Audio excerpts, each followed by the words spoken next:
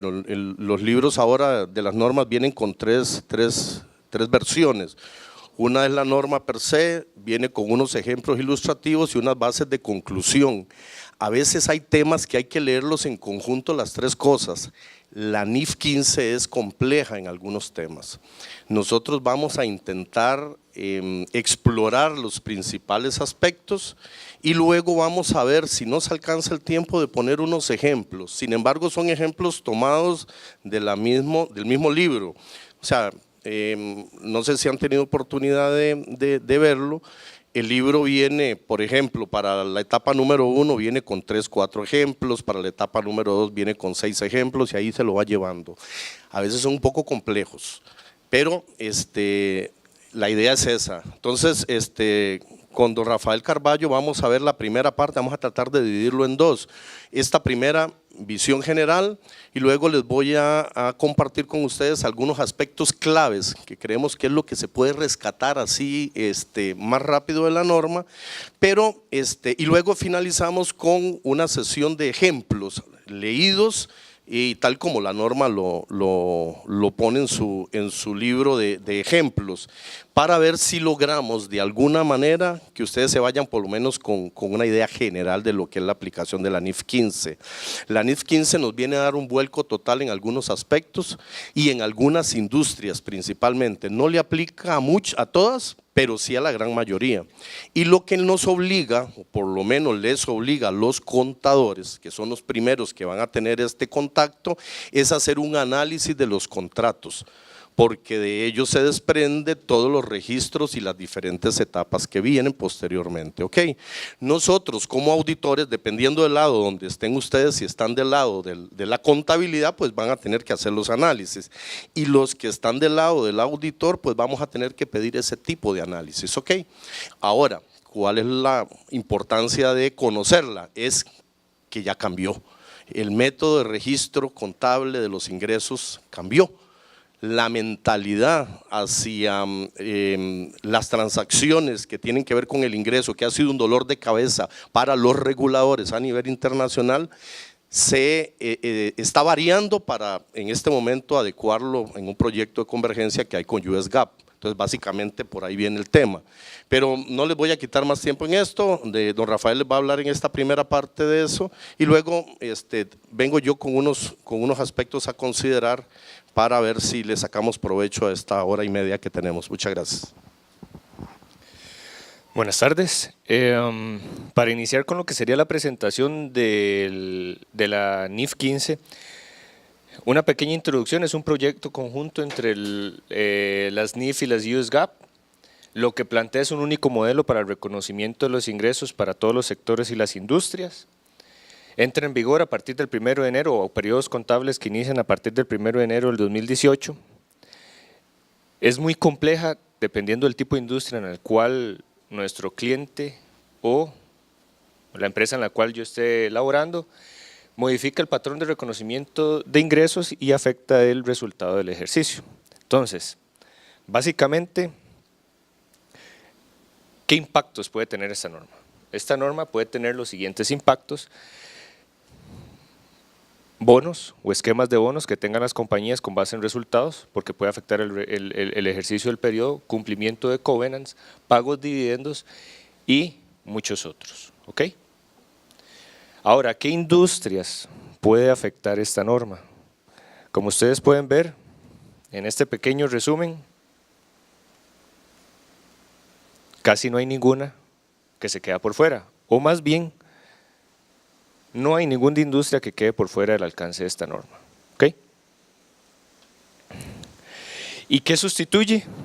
Sustituye básicamente todas estas normas, que era la NIC 18, ingresos de NIC 11, contratos de construcción, CINIF 13, CINIF 15 y la CINIF 18, todas convergen en una sola que sería la NIF 15. Y lo que seguiría sería un comparativo en relación a la literatura. Con la norma anterior teníamos un total de 77 páginas y con la norma nueva tenemos un total de 339, que básicamente la mayor parte está en los fundamentos a las conclusiones y los ejemplos ilustrativos. A veces, y esto es lo más importante, cuando uno lee una norma, bueno, es muy difícil en realidad captar la idea de lo que se quiere o lo que se busca, o lo que buscaba el que redactó la norma que se aplique.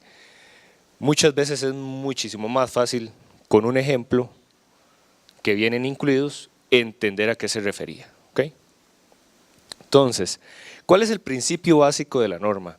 Y aquí yo creo que no hay diferencia con relación a la norma anterior. Básicamente el principio es reconocer los ingresos de actividades ordinarias de forma que representen la transferencia de bienes o servicios comprometidos con los clientes por un importe al cual la entidad espera tener derecho a cambio de dichos bienes o servicios, que es básicamente el mismo principio que venía aplicando o que conocemos nosotros para el reconocimiento de los ingresos. Ahora, ¿en qué se basa o cuál es el corazón de la norma? El corazón de la norma es un modelo de 5 etapas. ¿Ok? Este modelo de 5 etapas, la primera es la identificación del contrato. Más adelante, en las siguientes filminas, vamos a hacer un pequeño detalle de cada una de las etapas para que puedan tener una idea más amplia. La segunda etapa es identificar las obligaciones de desempeño. ¿Ok? Ahorita vemos a qué se refiere con obligaciones de desempeño y cómo en muchas ocasiones una obligación de desempeño podría confundirse con uno o varios contratos. La tercera etapa es determinar el precio de la transacción. Aquí hay que tener mucho cuidado, después lo vemos, pero usualmente uno pensaría que esta es la etapa más sencilla. En realidad es una de las etapas más complicadas. La etapa 4 es asignar el precio que determinamos en la etapa 3 entre las obligaciones de desempeño de la etapa 2. Y el último paso del modelo de 5 etapas es reconocer el ingreso en el momento en el que cumplí una obligación de desempeño. ¿Ok? Si yo fuera contador, ¿en qué me basaría para hacer o para cumplir con la norma? En tratar de documentar dentro de mi contabilidad los distintos tipos de ingreso que tiene la compañía en la que estoy laborando, realizando un modelo de 5 etapas, identificándolo cada uno. ¿Ok? Ahora, ¿qué es lo que vamos a hacer? Meternos en cada una de estas 5 etapas a los detalles que dice la norma y tratar de poner un ejemplo en cada una para que quede un poquitito más claro de qué es lo que estamos hablando. Entonces, la primera etapa es la identificación del contrato. Los atributos que deben tener los contratos son los siguientes. El contrato, a veces cuando hablamos de contrato, pensamos que tiene que estar escrito, lógicamente no. Un contrato es casi que simplemente una relación entre dos personas o dos compañías en las cuales se ponen de acuerdo en precio, en cosa y precio. ¿Okay? Entonces no necesariamente tiene que estar escrito. Muchos clientes nos han dicho, bueno, ¿qué hago yo si yo lo que vendo es celulares? Llega una persona, llega y me compra el celular, lo compro y lo vendo. Bueno, ahí estoy teniendo una relación comercial en la cual estoy estableciendo las reglas del juego. Independientemente de que la transacción sea tan sencilla, se puede hacer un análisis como este y se puede identificar el contrato correspondiente. En esa misma transacción, aunque sea en un solo momento y muy sencilla, también establezco obligaciones de desempeño como la pueden ser devoluciones y descuentos que pueden tener una implicación con relación a la aplicación del IFRS 15. La norma, en la parte de identificación de contratos, establece algunas condiciones. Por ejemplo, combinando múltiples contratos. Los contratos se combinan si se celebran al mismo tiempo con el mismo cliente, sí. Los contratos se negocian como un paquete con un solo objetivo comercial.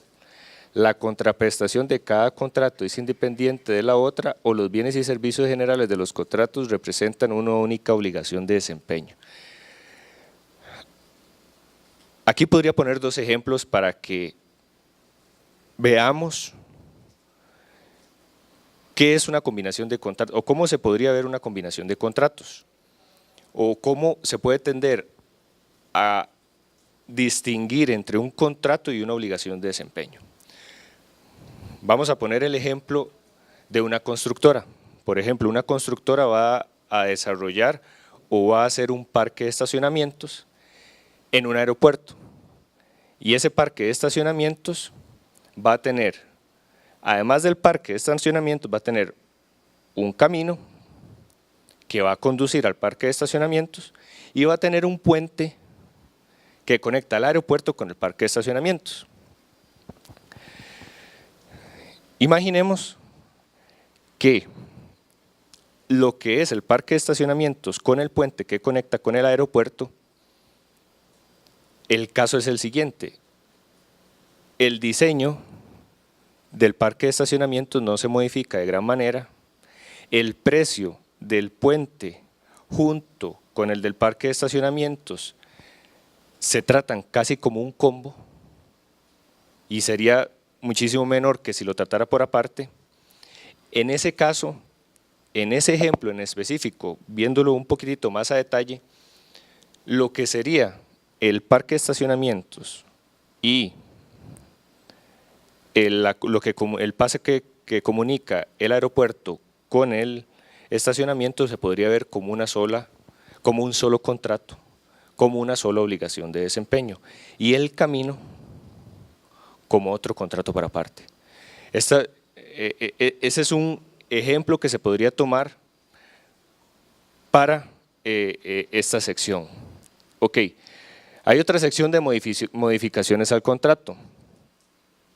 Las modificaciones al contrato se contabilizan como un contrato separado si y solo si el alcance del contrato cambia de acuerdo a la adición de bienes o servicios distintos, el cambio en el precio del contrato refleja el precio de venta independiente del bien o servicio distinto. Esto es, por ejemplo, en un contrato de construcción de una carretera y al final o en el mediados de la carretera el contratista nos solicita una adición. Lo que dice la norma es, bueno, esa adición analícelo y determine si esa adición al contrato original la va a tomar como una parte del mismo contrato o es un contrato por aparte. ¿Ok? Estamos entrando mucho en detalle, pero en la mayoría de los clientes tal vez no se vea de esta manera, pero en una constructora hay que tener mucho cuidado porque en las constructoras sí tiene una implicación bastante grande lo que es el análisis de cada uno de los contratos.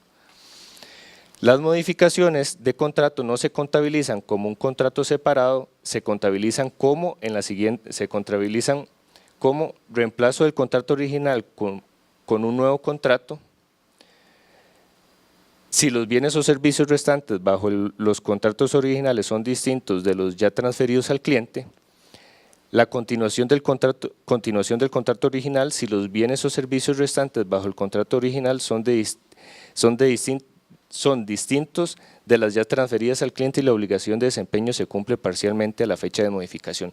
Eso es aunado a lo anterior, o sea, si yo tengo un contrato original con un cliente y le hacemos modificaciones posteriores, imaginemos en una constructora, esas modificaciones tenemos que ver si es parte del mismo contrato o es un contrato por aparte. Entonces, cada una de las transacciones que tenemos que analizarlas bajo esta norma y cada contrato tiene que analizarse de manera independiente. ¿Okay? La etapa 2 sería la identificación de las obligaciones de desempeño. En esta sección a mí me gustaría dar el ejemplo de la venta de automóviles. En muchas ocasiones, usualmente cuando una persona va a una agencia de automóviles y compra un carro, el carro no se lo venden solo. A usted le venden el carro, le venden y le dicen, le doy gratis revisiones de agencia durante un periodo de tiempo determinado, le vendo polarizado, le vendo seguros y le vendo otras condiciones dentro del mismo paquete. ¿Ok? Cuando estamos hablando de obligaciones de desempeño es a qué estoy comprometido yo a dar como parte de ese contrato, a las cuales le puedo dar un valor. Ese es el principal fundamento para identificar una obligación de desempeño. Ok, entonces las obligaciones de desempeño son la promesa contractual de una entidad de transferir a un cliente productos o servicios distintos, ya sea individualmente o en un paquete como una serie a lo largo del tiempo. Actividades de la entidad que no dan como resultado una transferencia de bienes o servicios al cliente no son obligaciones de desempeño del contrato con el cliente y no generan ingresos. Entonces, En el mismo caso de la venta del automóvil, si yo le vendo un automóvil a un cliente y le digo que tiene los mantenimientos de agencia gratis hasta los 100.000 kilómetros o 5 años, ahí en realidad tengo dos obligaciones de desempeño con el cliente. Tengo un solo contrato, que es la venta del… Bueno, habría que hacer el análisis, pero asumamos que después del análisis concluimos que era un solo contrato. Yo tengo la venta del automóvil por un precio que establecí de $30.000, por ejemplo, pero dentro de ese precio le estoy incluyendo una obligación de desempeño por aparte, que tiene un valor y un servicio que yo le voy a dar en el futuro al cliente. Eso sería una obligación de desempeño adicional, que tiene que ser tomada dentro de nuestro análisis de contrato y por consiguiente hay que analizar si en el momento en el cual debo reconocer el ingreso es en el momento que entrego el carro o es en un momento posterior. ¿Ok? Sí, Rafa, permíteme. Para detenernos aquí un segundito, ir haciendo ciertas aclaraciones. ¿Qué hubiéramos hecho antes de la entrada en vigencia de la norma? Si nos venden un carro de $30.000, o más bien vendemos un carro de $30.000, lo normal que hubiéramos hecho era cuentas por cobrar 30.000 contra ingreso 30.000 y se acabó, ¿cierto? Ahora la norma nos dice, un momentito, usted tiene dos obligaciones de desempeño.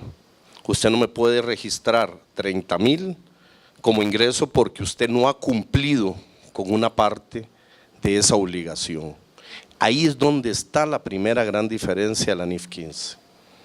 Entonces son diferencias muy sutiles, pero imagínese una compañía que se dedique efectivamente a la venta de vehículos y la gran cantidad de obligaciones de desempeño que no ha cumplido, porque los vehículos regresan a la compañía cuando cumplan los primeros 10.000 kilómetros o a los 20.000 kilómetros o a los 30.000 kilómetros, etcétera. Entonces, pongámosle ahí atención a esos pequeños detalles porque esas son las cosas que cambian efectivamente en la norma, ¿verdad?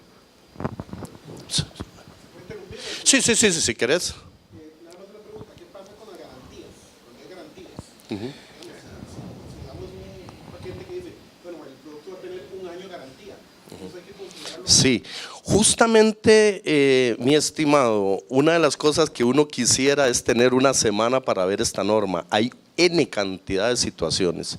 La compañía que se dedica a dar garantías tiene que hacer una mejor estimación de la posibilidad de cumplir con esas garantías. Entonces, por ejemplo, si yo vendí históricamente 100 vehículos y históricamente el 50% viene por la garantía, yo debería hacer mi mejor estimación. Por ahí la norma habla de todo ese tipo de cosas. Entonces, todas esas cosas vienen en el contrato. Entonces, cuando usted identifica el contrato, no solamente decir así, vendí el carro y hasta luego, ya, ahora hay que hacer todas esas evaluaciones, hay que medir los impactos, hay que ver si eso es material, hay que ver la historia, la recurrencia, o sea, hay que medir una serie de cosas que desgraciadamente no nos da el tiempo para poner todos los ejemplos habidos y por haber, pero las normas vienen con todos los ejemplos de esos, de garantías, de descuentos, de qué pasa si a mitad de la hora hay un terremoto, qué pasa si el viejillo no paga, hay un montón de cosas, pero sí. Ahí para aportarle a lo que dijo don Freddy, efectivamente, eso, si es una garantía que va por o va regida por las leyes comerciales de un país o por la normalidad de las transacciones del negocio, va sobre NIC 37, que es la de provisiones.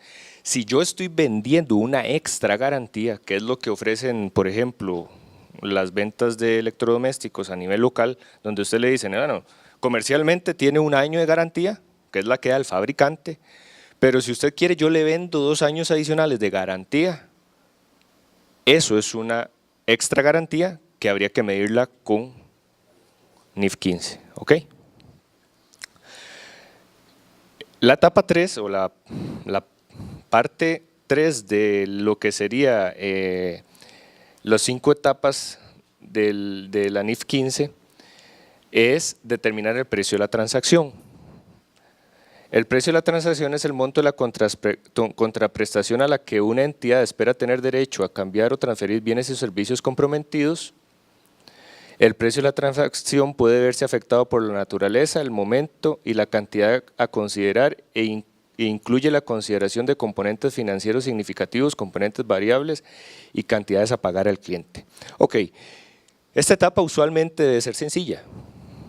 Ok, un carro, o el ejemplo del carro que dimos, digamos que le van a vender solo el carro y las revisiones de agencia, el precio del paquete, $30,000, no hay ningún problema.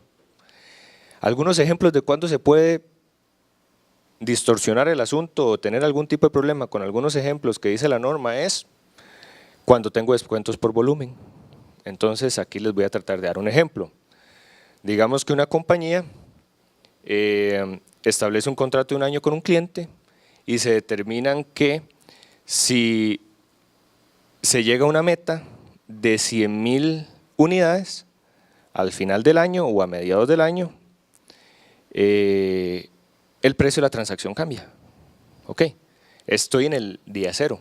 Pero ¿qué pasa si yo voy y estoy ya 9 meses y tengo vendidas 950,000 unidades de las 100,000 que decía el contrato que me van a modificar el precio? Lo que hay que hacer es una evaluación si voy a cumplir o no, o si el cliente va a llegar o no.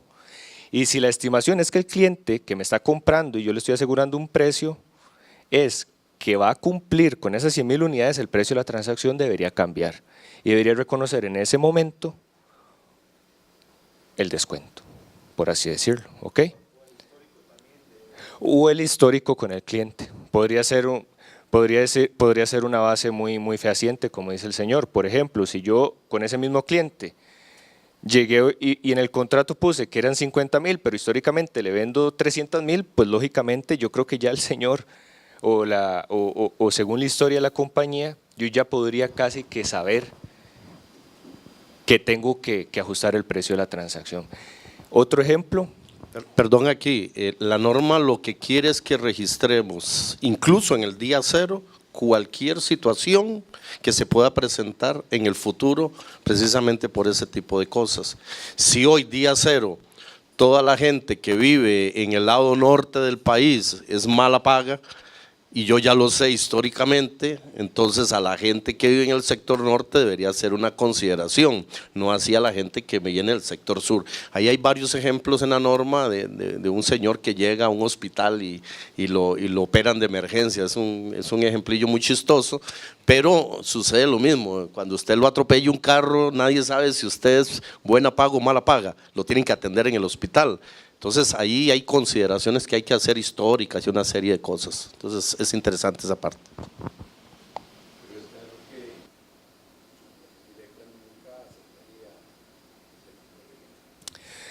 Ahí vamos. Yo estimo que este cliente va a cumplir las metas y entonces en vez de esos 100, lo voy a registrar 90. Y usted no va a decir, no, tráemelo que falta. Sí. Recordemos que ya la administración tributaria dijo que los estados financieros para todos los efectos van de acuerdo con las normas locales, o sea, va de acuerdo con NIF. Y que cualquier situación relacionada con impuestos las tratemos con NIF 21. Eso significa que si hubiera algún descuento que se le haya hecho al cliente por una estimación, rige exactamente igual que cualquier otra estimación, es un ingreso un gasto no deducible para efectos fiscales. Pero la contabilidad debe hacerse la estimación, así como hemos hecho toda la vida la estimación para incobrable, para obsolescencia de inventarios, para este tipo de estimaciones que tienen que ver directamente con el ingreso, pues la administración tributaria también dijo, registren las NIF a como están, pero después me presentan mis ingresos como tienen que presentarlo. Entonces, en ese caso podría ser un gasto no deducible, una estimación que todavía no ha cumplido con todos los requerimientos de la ley para que sea considerado un gasto deducible. Ahí también nada más para aportar un poco sobre ese tema.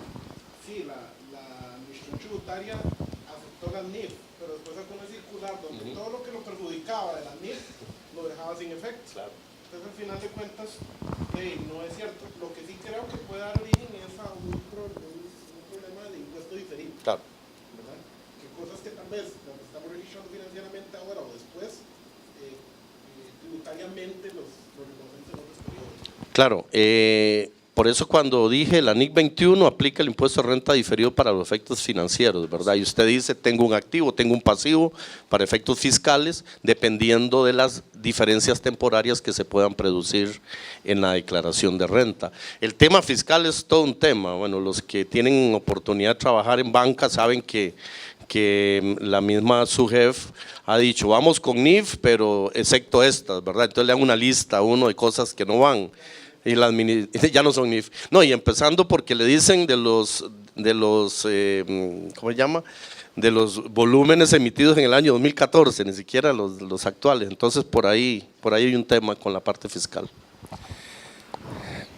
Para continuar con otro ejemplo, el determinar el precio de la transacción, que puede complicarse y que también vienen los ejemplos de la norma, es en los contratos de construcción de nuevo, asumiendo que hay un contrato de construcción para hacer un puente de $1 millón, pero el contrato tiene cláusulas, y una cláusula puede ser, si termina el puente 3 meses antes, le doy una bonificación de $200,000, pero si lo termina 2 meses después, lo penalizo con $200,000. Entonces, ¿qué nos tenemos que hacer la consulta en el día cero y en los meses posteriores?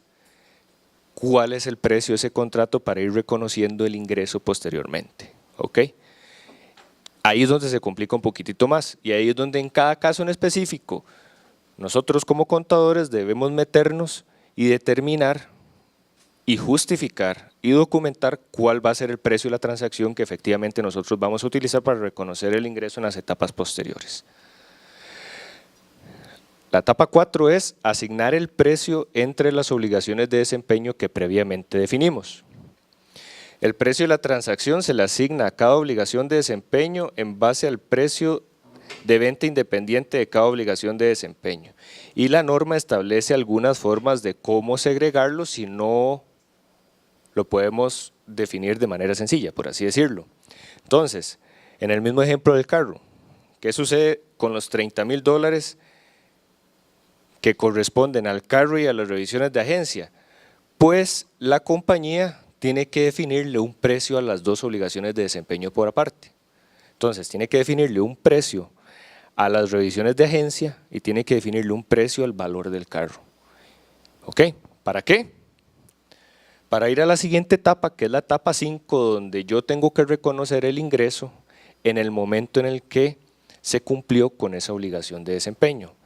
Entonces, en el caso y en el ejemplo del carro, en el momento en el cual se satisface la obligación de desempeño de entregar el carro, es en el momento de la firma del contrato, del traspaso del vehículo. En ese momento puedo hacer efectivo el reconocimiento del ingreso por la entrega del carro, pero la obligación de desempeño por las revisiones de agencia, pues se tendrá que hacer conforme el cliente vaya durante el periodo del tiempo que yo le estoy ofreciendo mi obligación a hacer las revisiones de agencia.